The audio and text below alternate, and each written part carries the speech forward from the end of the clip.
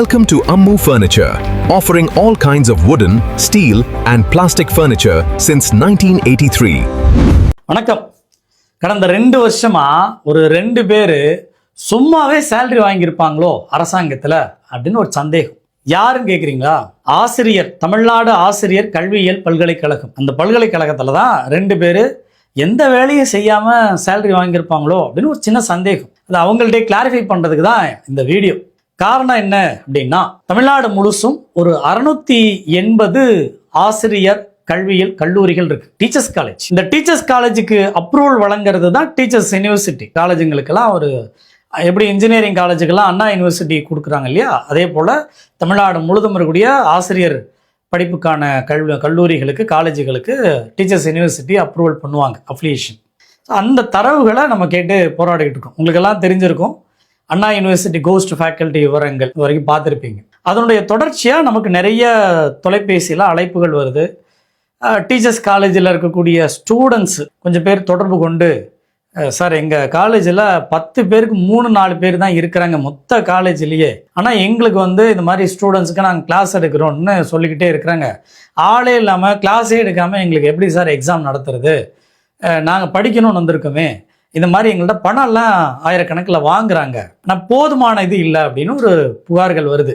Engineering college மட்டும் பார்க்குறீங்க, இதெல்லாம் கொஞ்சம் பார்க்க மாட்டிங்களா அப்படின்னு. இன்னொரு பக்கம் ஒரு பெண்மணி அவர்கள் தொடர்பு கொண்டு, சார் நான் ஒரு கல்லூரியில் வேலை செய்கிறேன், ரொம்ப மோசமான சூழலில் இருக்குது, மாணவர்கள்ட்ட பணம் இந்த மாதிரி அட்மிஷனுக்காக நிறைய வாங்குறாங்க, எப்படியாவது பிடிச்சி அட்மிஷன் போடுங்கன்றாங்க. ஆனால் ஸ்டாஃபுங்கன்னு பார்த்தீங்கன்னா மொத்தமாக ஒரு 20-30 பேர் இருக்கின்ற இடத்துல ஒரு 5-10 பேர் கூட இல்லை சார், ரொம்ப போராட வேண்டியதாக இருக்குது. மாணவர்களுக்கு எல்லா மாணவர்களும் எப்படி சார் நாங்கள் கிளாஸ் எடுக்கிறது, இதுக்கு யூனிவர்சிட்டிலேருந்து வர்றாங்க, அவங்களும் எதுவும் பெருசாக பண்ணிக்கிட்ட மாதிரி தெரியலை அப்படின்லாம் நிறைய புகார்கள் வருது. அண்ணா யூனிவர்சிட்டியோட தொடர்ச்சியில் சரி இந்த யூனிவர்சிட்டி விவரங்களை கேட்போம், ஏன்னா நிறைய இது மாதிரி சின்னதும் பெருசுமா நிறைய தொடர்புகள் வந்துக்கிட்டே இருக்குது. அப்போ இதனுடைய விவரங்களை நம்ம ஆர்டிஐ போட்டு கேட்குறோம். 10/8/2024 ஆகஸ்ட் மாதம் 2024 நம்ம அது ஆர்டிஐ போடுறோம். பல்கலைக்கழகத்துக்கு அமைக்கப்பட்ட அந்த அஃபிலியேஷன், அதாவது தமிழ்நாடு முழுசும் இருக்கக்கூடிய அந்த 680 கல்லூரிகளை போய் ஆய்வு செஞ்சு இவங்களுக்கு மாணவர்களை சேர்க்கைக்கு உருப்படியான இன்ஃப்ராஸ்ட்ரக்சர்ஸ் வச்சுருக்கிறாங்க, தகுதியான பேராசிரியர்கள் வச்சுருக்கிறாங்க, அசிஸ்டன்ட், அசோசியேட், அப்புறம் பேராசிரியர்கள் இருக்கிறாங்க, அதே போல் அவங்களுக்கான மற்ற ப்ராக்டிக்கல் செய்முறை வகுப்புகளுக்கு இருக்கிறாங்க, பாதுகாப்பு அம்சங்கள் இருக்கிறது, நூலகங்கள் இருக்குது, மற்ற இந்த விவரங்கள் அங்கே சிலபஸ் எடுக்கிறதுக்கான எல்லா ஃபீஸிபிலிட்டி இருக்குது, இங்கே படிக்கலாம், இது தகுதியான இடம் அப்படின்னு அப்ரூவல் கொடுப்பாங்க இல்லையா. அவங்களோட விவரங்களை நம்ம கேட்டோம். எத்தனை வருஷத்துக்குன்னா ஒரு 2-3 வருஷத்துக்கு, 2022, 23, 23, 24, அப்புறம் 24, 25 அந்த வருஷத்தில் இது நடப்பு ஆண்டு. இந்த 3 ஆண்டுகளுக்கு யார் யார் எந்தெந்த கல்லூரிகளுக்கு எந்த தேதியில் போனாங்க, யாரெல்லாம் இவங்க ஃபிட்டான காலேஜுங்க, இவங்க காலேஜ் நடத்தலாம் அப்படின்ற யார் போனாங்கன்ற விவரங்களை கேட்குறோம். அந்த விவரங்கள் வழங்கவில்லை.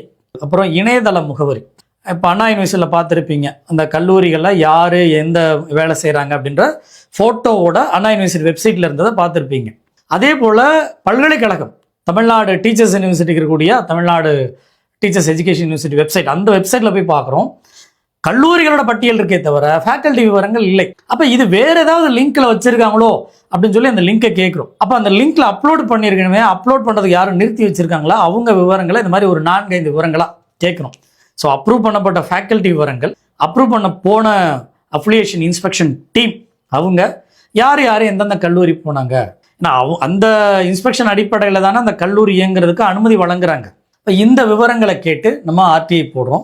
10/8/2024 நமக்கு 11/9/2024 பதில் கொடுக்குறாங்க டீச்சர்ஸ் எஜுகேஷன் யூனிவர்சிட்டியிலேருந்து. இதில் என்ன சொல்கிறாங்கன்னா, the furnished detail of largest public interest involved in the information sought by the petitioner. The petitioner hereby requested to furnish the details. அதாவது the larger public interest அப்படின்ற விவரங்களை பெட்டிஷனர் கொடுக்கணுமா அப்படின்னு ஒரு டீச்சர்ஸ் எஜுகேஷன் யூனிவர்சிட்டியிலேருந்து நமக்கு ஒன்று வருது. முதல்ல ஆர்டிஐ சட்டப்படி விவரங்களை விளக்கங்களை பெட்டிஷனர்கிட்ட கேட்கக்கூடாது. அண்ட் 2வது, இது லார்ஜர் பப்ளிக் இன்ட்ரெஸ்டான பொது தகவல் அலுவலர் கேட்கவே கூடாது. அதுக்கு ஆணைகள் இருக்கு, நடைமுறைகள் இருக்கு.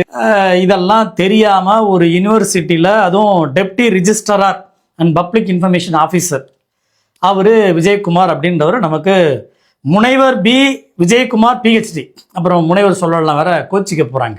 இதுக்கெல்லாம் மட்டும் குறைச்ச இல்லையோ அப்படின்னு கேள்வி தான் நமக்கு தோணும். பட் எனிவே ஒரு லார்ஜர் பப்ளிக் இன்ட்ரெஸ்டா அப்படின்ற விளக்கங்கள் நம்மளை ஃபர்னிஷ் பண்ண சொல்கிறாங்க. நாம் அவருக்கு பதில் போடுறோம். பதில் என்ன சொல்கிறோம் அப்படின்னா, இது மாதிரி கேட்கக்கூடாதுங்க, சட்டப்படி கேட்கக்கூடாது. அண்ட் மோரோவர் வந்து இது பொது தகவல், பொது நலன் சார்ந்தது. நீங்கள் கல்லூரிக்கு போயிருக்கிறீங்க, அது ஃபிட்டான கல்லூரின்னு கொடுத்துருக்கீங்க. அந்த ஃபிட்டான கல்லூரி விவரங்களை நீங்கள் தான் பார்த்துருக்குறீங்க. நூற்றுக்கணக்கான ஆயிரக்கணக்கான மாணவர்கள் படிக்கிற கல்லூரி, அது தரம் வாய்ந்ததா இல்லையா, அந்த விவரங்களை தான் நான் கேட்குறோம். இது எப்படி லார்ஜர் பப்ளிக் இன்ட்ரெஸ்ட் இல்லாமல் போகும்? அதுபோல் கமிஷனரை வேணால் கேட்கலாம், நீங்கள் எப்படிங்க கேட்கலாம் அப்படின்னு சொல்லி நீங்கள் திரும்ப கேட்குறோம், உங்களோட விவரங்கள் அனுப்புங்க அப்படின்னு. அதுக்கும் பதில் வரவில்லை. அதற்கும் ஒரு தவறான பிரிவை சொல்லி மறுக்கப்படுது. அதுக்கு வந்து 8J அப்படின்ற பிரிவை சொல்லி மறுக்கப்படுது. அதே போல் இந்த இணையத்தில் ஃபேக்கல்டி விவரங்கள் அப்லோட் பண்ணப்படவில்லை. சரிபார்க்கும் பணி, அதாவது நம்ம கேட்ட கேள்விகளில் ஒவ்வொரு சில கேள்விகள் all the more based on the university internal policy to not share with third party information, rather UGC and NCTE. UGC வெப்சைட்லாம் இந்த யூனிவர்சிட்டிக்காரங்க போய் பார்க்குறாங்களா இல்லையான்னு தெரியல. அதே போல் NCTE யூனிவர்சிட்டிலாம் அந்த வெப்சைட்லாம் போய் பார்க்குறாங்களா படிக்கிறாங்களான்னு தெரியல. இவங்க கொடுக்குற நோட்டிஃபிகேஷன்லாம் இந்த யூனிவர்சிட்டியில் இருக்கிறவங்க படிக்கிறாங்களா சும்மா வாங்கி வச்சுக்கிறாங்களா நமக்கு கேள்வி வரும். காரணம் என்னென்னா, யூஜிசி நாம்ஸில் தெளிவாக இருக்குது. அத்தனை கல்வி நிறுவனங்களும் பல்கலைக்கழகங்கள் உட்பட விவரங்களை நீங்கள் பப்ளிக்கில் என்க்ளோஸ் பண்ணணும். பப்ளிக் பார்க்குற மாதிரி செக்ஷன் RT 4 இம்ப்ளிமெண்டேஷன் பண்ணுங்கன்னு சொல்லியிருக்கிறாங்க. போய் பாருங்கள். யூஜிசி AICTE நாம்ஸில் ஏற்கனவே நிறைய முறை நோட்டிஃபிகேஷன் கொடுத்துக்கிட்டே இருக்கிறாங்க. இப்படி படிக்கிறது தெரியலை அப்படின்னா நீங்களாம் அங்கே எதுக்கு இருக்கிறீங்க கேள்வி வருமா இல்லையா? சரி, இதில் வந்து அவங்க அது தேர்ட் பார்ட்டி இன்ஃபர்மேஷனா? இது என்ன தேர்ட் பார்ட்டி இன்ஃபர்மேஷன்?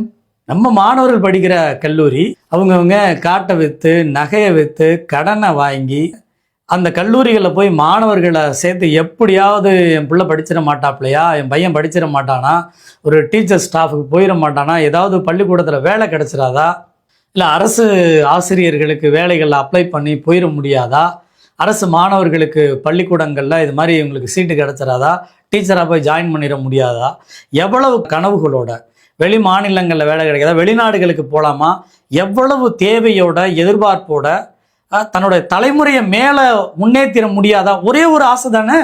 மாணவர்களை கல்வி நிலையங்களுக்கு எதுக்கு அனுப்புகிறாங்க? ஏன் பசங்களை கல்வி நிலையங்களுக்கு அனுப்புகிறாங்க? தன்னுடைய வாழ்க்கை, தன்னை சார்ந்து இருக்கிறவங்க வாழ்க்கை, தன்னோட குடும்பங்களுடைய வாழ்க்கை நிலை முன்னேறணுன்றதுக்கு தானே. அது எதிர்பார்ப்பு இல்லைன்னா வீட்டிலே உட்கார வச்சிருக்கலாமே அவங்க பசங்களை பொண்ணுங்களை. ஏன் அனுப்புகிறாங்க? உங்களை நம்பி தானே அனுப்புகிறாங்க. நீங்கள் தரமான கல்லூரியை சர்டிஃபை பண்ணுறதுனால தானே அனுப்புகிறாங்க. அதுக்கு தானே உங்களெல்லாம் வேலைக்கு வச்சிருக்கிறாங்க. அரசாங்கம் உங்களை அதுக்கு தானே அமர்த்திருக்கு. நீங்கள் எல்லாம் சரியான நபர்கள். முனைவர் K. ராஜசேகர் பதிவாளர், டீச்சர்ஸ் யூனிவர்சிட்டியோடைய பதிவாளர் அவர். அதுக்கப்புறம் முனைவர் B. விஜயகுமார். நீங்கள்லாம் அந்த யூனிவர்சிட்டி உருப்படியாக நடத்துறீங்கன்னு அதை வச்சு தானே இந்த கல்லூரிகள் வர்றாங்க, கல்லூரிகளுக்கு மாணவர்கள் சேர்க்குறாங்க. கொஞ்சமாவது அக்கறை இருந்திருந்தா எப்படி இப்படி நீங்கள் பதில் சொல்ல முடியும்? சரி, அது ஒரு பக்கம் இருக்கட்டும். நம்ம போட்ட RTI எப்போ? 2024 ஆகஸ்ட்ல. இவங்க பதில் கொடுக்கறது எப்போ? ஒரு வருஷம். இன்னமும் சரி பார்த்துக்கிட்டு இருக்கீங்களா? இந்த பதில் வந்த தேதிப்படி பார்த்தா கூட ஒரு வருஷத்துக்கு மேலே 14 மாசமா சும்மா தான் சேலரி வாங்கலீங்களான்னு நம்ம கேள்வி வருமா வராதா? மக்கள் கேட்பாங்களா இல்லையா? இந்த மாதிரி பதில் மட்டும் கொடுத்துக்கிட்டே இருக்கீங்களே, வேலையே செய்யாமல் இருக்கு. நம்ம கேட்டிருந்தப்ப வெளியிட்டு இருந்தாலே ஒரு வருஷம் ஆயிருக்குமே. ஒரு நாளைக்கு 2 கல்லூரின்னு பார்த்தா கூட ஒரு வருஷத்துல 600 கல்லூரி அப்லோட் ஆயிருக்கணுமே. ஒரு நாளைக்கு 2 கல்லூரி கூட உங்களால் பார்க்க முடியலையா சார்? சரி, இது முடிஞ்சதுங்களா? நம்ம இதுக்கப்புறம் என்ன பண்ணுறோம்? ஆணையத்துக்கு முறையீடுக்கு போகிறோம். இந்த பதிலும் வந்து நமக்கு வெப்சைட்டில் அப்லோட் ஆகலை. நமக்கு கேள்விப்பட்டதுபடி அங்கே நூற்றுக்கணக்கான faculties, ghost faculties, dummy faculties, அவங்கெல்லாம் அங்கே வேலையே செய்யலையா, பெயருக்கு கணக்கு மட்டும் காமிக்கிறதுக்கு ஏதோ இன்ஸ்பெக்ஷன் டீம் அப்போ வர மட்டும் காமிக்கிறதா சொல்கிறாங்க. சில டீச்சர்ஸ் காலேஜுக்கு 2-3 வருஷத்துக்கு ஒரு முறை போகிறாங்க. சில டீச்சர்ஸ் காலேஜுக்கு வருஷம் வேறு பாடப்பிரிவுகளுக்கு போவாங்க. ஆனால் வருஷம் பல கல்லூரிகள் ஆய்வு செய்யப்படுதா இல்லையா? நம்ம 3 வருஷம் கேட்டிருக்கோம்ல, அப்போ ஏறக்குறைய எல்லா கல்லூரிகளும் வந்திருக்கணுமா இல்லையா? இந்த விவரங்களை வெரிஃபை பண்ணுறேன்னு ஒரு வருஷம் கழிச்சு ஒரு பதில் கொடுக்குறாரு அப்பலேட் அத்தாரிட்டி அப்படின்னா, அப்போ முனைவர் K. ராஜசேகரையோ முனைவர் B. விஜயகுமார் அவர்களையோ என்ன சார் பண்ணீங்க ஒரு வருஷம்? நம்ம முறையீடு போயாச்சு. முறையீடு போனதுக்கு பிறகு 2வது முறையீடு ஆணையத்துக்கு போகிறோம். ஆணையத்துக்கு போனதுக்கு பிறகு வேறு தேதிகளை நமக்கு பதில்கள் வருது. அதில் 14/2/25 இந்த இடையில வந்த கடிதம் ஸ்டாப் ப்ரொஃபைல் போட்டோ வந்து அந்த லாகின் பண்ணுறதுக்கு 17/2/2025க்குள்ள ஒவ்வொரு காலேஜும் அவங்க விவரங்களை அப்லோட் பண்ணணும் அப்படின்னு சொல்லி ஒரு சுற்றறிக்கையை பதிவாளர் K. ராஜசேகரன் PhD அவர்கள் வந்து அனுப்புகிறார் கல்லூரிகளுக்கு. 17/2/2025க்குள்ள அப்லோட் பண்ணணும்னு. அதுக்கும் பதில் இல்லை. யார்கிட்டேருந்து? தனியார் கல்லூரிகள்கிட்டேருந்து. அந்த 17/2/2025 கடிதத்துக்கு பிறகு நமக்கு 19/2/25 கடிதங்கள் அனுப்புகிறாங்க. நாங்கள் சோ கடிதம் அடிப்படையில் அப்லோட் பண்ண சொல்லியிருக்கோம், உங்களுக்கு அவசரமாக தேவைப்பட்டால் நேராக வாங்க அப்படின்றாங்க. நாமளும் நேராக போனோம். ஒரு நாள் ஃபுல்லாக உட்காந்து இருந்தது தான் மிச்சம். நாமளும் வெயிட் பண்ணிக்கிட்டே இருக்கோம். சார் அவர் அங்கே போயிருக்கிறாரு, பதிவாளர் இல்லை, துணை பதிவாளர் இல்லை, இணைப்பதிவாளர் இல்லை, உதவி பதிவாளர் இல்லை, வெயிட் பண்ணுங்கள் சார், வெயிட் பண்ணுங்கள் சார். வெயிட் பண்ணோம். நாள் முழுதும் போச்சு. மாலை 4 மணி 5 மணி வாக்கில், சார் நாங்கள் அப்லோட் பண்ணிட்டுருக்கோம், கொஞ்சம் டைம் கொடுங்க, நாங்கள் திரும்ப வந்து உங்களுக்கு சொல்கிறோம் அப்படின்றாங்க. சரிங்க, திரும்ப எப்போ சொல்லுவீங்க? வந்துட்டு ஒரு கடிதம் அனுப்புகிறோம். சார் நான் வந்தேன், எனக்கு எந்த தகவலும் வழங்கலை அப்படின்னு சொல்லி திரும்ப யூனிவர்சிட்டிக்கு அனுப்புகிறோம். அந்த கடிதத்துக்கு பிறகு நமக்கு 15/4 திரும்ப ஒரு கடிதம் அனுப்புகிறாங்க. இது நவீனப்படுத்தும் பணிகள் நடந்துக்கிட்டு இருக்கு அப்படின்னு திரும்ப ஒரு கதையை சொல்லி கடிதம் அனுப்புகிறாங்க. நாம் திரும்பவும் அது எப்போ வந்து வாங்கிக்கிறது அப்படின்னு சொல்லி திரும்ப கேட்குறோம். திரும்ப நம்ம கடிதம் எழுதுனதுக்கு பிறகு அவங்களும் திரும்ப நம்ம கடிதம் அனுப்புகிறாங்க. 30/6/2025 இது போல் நாங்கள் முதன்மை செயலர் உயர்கல்வித்துறையுடைய அறிவுறுத்தலின்படி அண்ணா பல்கலைக்கழக சாஃப்ட்வேரை கேட்டிருக்கோம், நாங்கள் அதை வச்சு அப்கிரேட் பண்ணுறோம் அப்படின்னு சொல்லி நமக்கு ஒரு கதை சொல்லி அனுப்புகிறாங்க. இது நம்ம அழுத்தத்தின் பிறகு அண்ணா யூனிவர்சிட்டிக்கு போய் டேட்டா வாங்க போகிறாங்களா? அப்போது இத்தனை வருஷமாக என்ன சார் பண்ணீங்க அப்படின்னு கேள்வி வருமா வராதா? சரி, அதனுக்கு பிறகு நம்ம திரும்பவும் கேட்குறோம், என்னங்க இது மாதிரி சொல்லிக்கிட்டே இருக்கீங்களே, எப்போ வந்து வாங்கிக்கட்டும் தகவல், நீங்கள் வாங்கிக்கங்கன்னு சொல்லியிருக்கீங்க, அந்த தகவலையும் தரமாட்டேன்றீங்க அப்படின்னு. அதற்கு பிறகு திரும்ப 29/7/2025 கடிதம் அனுப்புகிறாங்க. என்ன அனுப்புகிறாங்கன்னா, உயர்கல்வித்துறை அரசு செயலர் மற்றும் கல்லூரி கல்வி ஆணையர் அவர்களிடமிருந்து பெறப்பட்ட கடிதத்தின் அடிப்படையில் ஒரே ஆசிரியர் ஒன்றுக்கும் மேற்பட்ட கல்லூரிகளில் பணிபுரிவதாக எழுந்த புகாரின் அடிப்படையில் அதனை சரி செய்வதற்காக தமிழ்நாடு ஆசிரியர் கல்வியியல் பல்கலைக்கழகம் உரிய நடவடிக்கை எடுக்கப்பட்டு பல்கலைக்கழக ஒப்புதல் பெற்ற ஆசிரியரின் விவரங்களை ஆதார் எண்ணுடன் இணைக்கப்பட்டு இப்பல்கலைக்கழக இணையதளத்தில் தரவுகள் வழங்க வழிவகை செய்யுமாறு அறிவுறுத்தப்பட்டுள்ளது அப்படின்னு சொல்லிட்டு 8/8/2025 வெப்சைட்டுக்குள்ள தவறாமல் அனுப்பி வச்சிருங்க, அப்லோட் பண்ணிருங்க அப்படின்னு சொல்லி யூனிவர்சிட்டியிலேருந்து திரும்பவும் முனைவர் கே ராஜசேகரன் PhD அவர்கள் லெட்டர் அனுப்புறாரு. யாருக்கு? எல்லா தனியார் டீச்சர்ஸ் காலேஜுக்கும் அனுப்புறாரு. அதை அனுப்பிட்டு நமக்கும் அதை தெரியப்படுத்துறாங்க, இது போல நாங்கள் அனுப்பிச்சிருக்கோம், அது எக்ஸல் வடிவிலையோ அந்த ஃபார்மேட்டு கொடுத்துருக்காங்க, இந்த ஃபார்மேட்டில் இந்த விவரங்கள்லாம் அனுப்புங்கன்னு. நமக்கு என்ன கேள்வினா, ஒரு RTI போட்டது தண்டமா? ஒரு பல்கலைக்கழகத்தை ஒரு RTI ஒரே ஒரு RTIங்க, ஒரு பல்கலைக்கழகமே இப்போதான் ஒரு முறைக்கு வருது, இந்த மாதிரி டேபிள் போட்டு இந்த விவரங்களோட. அப்போது இத்தனை வருஷமா நீங்கள் சும்மாத்தான் சேலரி வாங்குறீங்களா நம்ம கேட்கறது நமக்கு தோன்றது, மக்களுக்கு தோன்றது நியாயமா இல்லையா? ஏற்கனவே அதான் வெளில பேசிட்டு இருக்காங்க. இது ஒரு பக்கம் இருக்கட்டும். இல்லை முறையீடு நம்ம செகண்ட் அப்பீல் போட்டிருந்தோம் இல்லையா, அது ஆணையத்துக்கு வருது. ஆணையத்துக்கு வரதுக்கு முன்னால் அவங்க வேறு நோட்டிஃபிகேஷன் கல்லூரிகளை கொடுக்குறதாவே சொல்கிறாங்க. நாங்கள் சொல்லிக்கிட்டே இருக்கோம் சார், காலேஜ் அனுப்ப மாட்டேங்க. இதில் பியூட்டி என்ன அப்படின்னா, சங்கர் IAS வந்து அங்கே இருக்கும்போது அவர் கடிதம் அனுப்புகிறார், கல்லூரிகள் விவரங்களை அப்லோட் பண்ணுங்கன்னு. ஆனால் அவரையும் மதிக்கலை, இந்த தனியார் கல்லூரிகள் மதிக்கலை. பல்கலைக்கழகம் அனுப்பின கடிதத்தையும் கல்லூரிகள் மதிக்கலை, தனியார் கல்லூரிகள் யூனிவர்சிட்டியை மதிக்கலை, தமிழ்நாடு அரசுடைய உயர்கல்வித்துறை செயலரை மதிக்கலை. இதில் நம்ம அட்ரஸை குறிப்பிட்டு வேற கல்லூரிகள்லாம் நீங்கள் நேராக இவருக்கு அனுப்புங்க அப்படின்னு சொல்லி குறிப்பிட்டு கடிதம் அனுப்புனாங்க. இடையில இப்போ ஆணையத்துக்கு இந்த மனு வருது. அந்த மனு வந்ததுக்கு பிறகு இப்போ நான் சொன்னேன் இல்லைங்களா, இந்த தேதிகளில் எல்லாம் நாங்கள் தகவல் வழங்கியிருக்கோம்னு சொல்லி ஆணையத்தில் வந்து சொல்கிறாங்க. யார்? இந்த யூனிவர்சிட்டி சார்ந்தவங்க. பொய் தானே, அரசை ஏமாத்திருக்காங்கல்ல, முட்டாளாக ஆக்குறதுக்கு முயற்சி பண்ணுறாங்கல்ல. நம்ம அங்கே அந்த விவரங்களை சொல்கிறோம், வந்த கடிதங்கள்லாம் ஒன்றுமே இல்லை, தகவலே இல்லை, சும்மா எதையாவது கதையாக சொல்லாதீங்க, எவ்வளவு தாங்க எங்கள் காதுகள் கேட்கும், எவ்வளவு தாங்க இன்னும் நாங்கள் வந்து ஒரே ஒரு உண்மையை வெளில வைக்கிறதுக்கு போராடணும், 2 வருஷமாக கேட்டுக்கிட்டு இருக்கோமே அப்படின்னு சொல்லி இப்போது 6/4/2026 அப்போ தமிழ்நாடு தகவல் ஆணையத்தில் அந்த கேஸ் வருது. இவங்க சொன்ன விவரங்கள்லாம் கேட்டு நம்ம பிரேக் அவுட் பண்ணுறோம். அங்கேயும் வந்து எங்களுக்கு இதில் இல்லை, ஸ்டாச்சுஸில் ஏதோ கதையெல்லாம் சொல்கிறாங்க. UGC நாம்ஸ்க்கு பிறகு, NCTE நாம்ஸ்க்கு பிறகு, AICTE நாம்ஸ்க்கு பிறகு நான் தரமாட்டேன்னு சொல்ல முடியுமா? இல்லை தமிழ்நாடு அரசு தரக்கூடாதுன்னு சொல்லியிருக்கா? அப்போ யூனிவர்சிட்டி சார்ந்தவங்களா இல்லை தனியார் கல்லூரிகள் யாரும் தகவல் தரக்கூடாதுன்னு சொல்கிறாங்களா? இப்போ இந்த விவரத்தை கேட்டதுக்கு பிறகு ஆணையத்தில் என்ன பண்ணுறாங்க, இந்த விவரங்கள்லாம் பதிவு பண்ணிக்கிட்டு ஆணை போட்டுறாங்க. என்ன ஆணை போட்டிருக்காங்க அப்படின்னா, இருதரப்பு வாதங்களை கேட்டதுக்கு பிறகு இன்றைய விசாரணை முடிவில் மேற்படி பொது தகவல் அலுவலரின் விளக்கத்தை இவ்வாணையம் ஏற்றுக்கொள்கிறது. தமிழ்நாடு ஆசிரியர் கல்வியியல் பல்கலைக்கழக இணைவு பெற்ற கல்லூரிகளுக்கு ஒப்புதல் பெற்ற அனைத்து ஆசிரியரின் விவரங்களை விரைவில் இணையதளத்தில் பதிவேற்றம் செய்ய பொது அதிகார அமைப்பிற்கு இவ்வாணையத்தால் உத்தரவிடப்படுகிறது அப்படின்னு சொல்லிட்டு அதுலேயே நம்ம கேட்ட தகவல்கள்லாம் இவருக்கு உரிய சான்றுகளோட அனுப்பிடுங்க, பென்ட்ரைவில் கேட்டதை அதை கொடுத்துருங்க அப்படின்னு சொல்லி ஆணை போட்டாங்க. இது போட்டது 6 நமக்கு ஏறக்குறைய 5வது மாதம் 16/5/2026 அப்போ இந்த கடிதம் வந்திருக்கு. அவங்களுக்கு அப்போ போய் சேர்ந்துருக்கு. அதற்கு பிறகு அந்த பல்கலைக்கழகம் ஒரு கடிதம் அனுப்புகிறாங்க. 22/5/2026 ஒரு கடிதம் அனுப்புகிறாங்க. இதில் அந்த யூசர் ஐடி, ஒரு காலேஜுக்குள்ள ஒரு தனி யூனிக் ஐடி இருக்கு இல்லையா, ஸ்டாப் அப்ரூவல் டேட்டாவை 20/5/2026க்குள்ள பதிவேற்றம் செய்யும்படி கேட்டிருந்தோம். அப்போ அப்லோட் பண்ணாததுனால திரும்ப டேட்டை எக்ஸ்டெண்ட் பண்ணி 27/5/2026 வரை தேதி நீட்டிக்கிறோன்னு சொல்லி நமக்கு விவரங்கள் அனுப்புனாங்க. அதுக்கு இந்த வழி நெறிமுறைகள்லாம் அனுப்பியிருந்தாங்க. இது போல் நம்ம இருக்கணும். இந்த கடிதத்தை 22/5/2026 அப்போ அனுப்பிச்சிட்டு நமக்கு 26/5/2026 அப்போ கடிதம் அனுப்புகிறாங்க. அதில் குறிப்பிடுறாங்க, இந்த வெப்சைட்டில் உரிய காலகட்டத்துக்குள்ள, அதாவது எப்போ அப்படின்னா 22/5/2026 கடிதத்தில் 27/5/2026க்குள்ள தேதி நீட்டிச்சு வழங்குறோம், அதுக்குள்ள டேட்டா அப்லோட் பண்ணிடணும். அப்லோட் பண்ணலை அப்படின்னா 26/27ஆம் ஆண்டு கல்வியாண்டுக்கான மாணவர்கள் சேர்க்கைக்கு அனுமதி இல்லை, அனுமதி வழங்கப்படாது, அந்த காலேஜ் இந்த வருஷம் டீச்சர்ஸ் ட்ரைனிங்கை நடத்த முடியாது அப்படின்னு சொல்லி போட்டிருக்காங்க. இதுக்கு முன்பாக 14ஆம் தேதியும் ஒரு சுற்றறிக்கை கொடுத்துருக்குறாங்க. இதுக்கு முன்னால் கொடுத்த சுற்றறிக்கையில் 14ஆம் தேதி மே மாதம் போட்டதில் 20ஆம் தேதிக்குள்ளே அப்லோட் பண்ணுங்க, அப்படி இல்லைன்னா 26/27க்கு அட்மிஷன் கிடையாதுன்றாங்க.